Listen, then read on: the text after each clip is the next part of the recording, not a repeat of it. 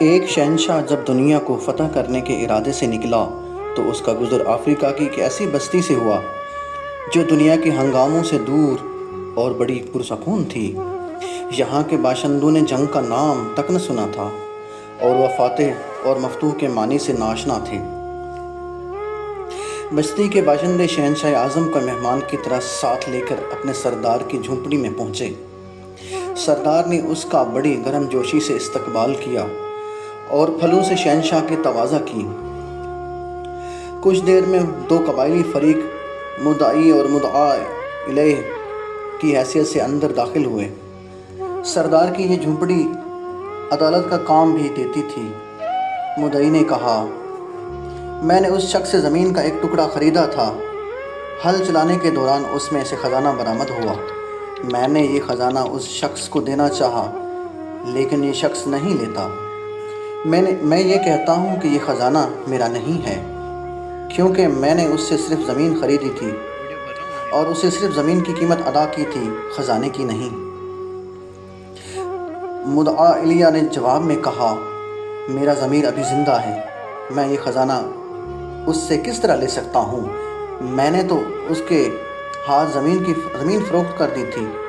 اب اس میں سے جو کچھ برآمد ہو یہ اس کی قسمت ہے اور یہی اس کا مالک ہے۔ میرا اب اس زمین اور اس میں موجود اشیاء سے کوئی تعلق نہیں۔ سردار نے غور کرنے کے بعد مدعی سے دریافت کیا، تمہارا کوئی لڑکا ہے؟ ہاں ہے۔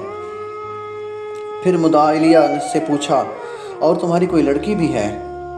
جی ہاں۔ مدعا الیہ نے بھی اس بات میں گردن ہلا دی۔ تم ان دونوں کی شادی کر کے یہ خزانہ ان کے حوالے کر دو۔ اس فیصلے نے شہنشاہ کو حیران کر دیا۔ وہ فکر مند ہو کر کچھ سوچنے لگا۔ سردار نے متردد شہنشاہ سے دریافت کیا، کیا میرے فیصلے سے آپ مطمئن نہیں ہیں؟ نہیں، ایسی بات نہیں ہے، شہنشاہ نے جواب دیا، لیکن تمہارا فیصلہ ہمارے نزدیک حیران کن ضرور ہے۔ سردار نے سوال کیا، اگر یہ مقدمہ آپ کے روبرو پیش ہوتا تو آپ کیا فیصلہ سناتے؟ شہنشاہ نے کہا کہ پہلی تو بات یہ ہے کہ اگر یہ مقدمہ ہمارے ملک میں ہوتا تو زمین خریدنے والے اور بیچنے والے کے درمیان کچھ اس طرح کا جھگڑا ہوتا کہ بیچنے والا کہتا، میں نے اسے زمین بیچی ہے اور اس سے زمین کی قیمت وصول کی ہے، اب جب کہ خزانہ نکل آیا ہے تو اس کی قیمت تو میں نے وصول ہی نہیں کی، اس لیے میرا ہے۔ جبکہ خریدنے والا کہتا کہ میں نے اس سے زمین خرید لی ہے تو اب اس میں جو کچھ ہے وہ میری ملکیت ہے اور میری قسمت ہے۔ سردار نے شہنشاہ سے پوچھا کہ پھر تم کیا فیصلہ سناتے؟ شہنشاہ نے اس کے ذہن میں موجود سوچ کے مطابق فوراً جواب دیا کہ ہم فریقین کو حراست میں لے لیتے اور خزانہ حکومت کی ملکیت قرار دے کر شاہی خزانے میں داخل کر دیا جاتا۔ بادشاہ کی ملکیت؟ سردار نے حیرت سے پوچھا، کیا آپ کے ملک میں سورج دکھائی دیتا ہے؟ جی ہاں، کیوں نہیں؟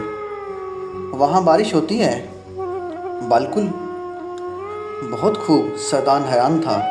لیکن ایک بات اور بتائیں، کیا آپ کے ہاں جانور بھی پائے جاتے ہیں جو گھاس اور چارہ کھاتے ہیں؟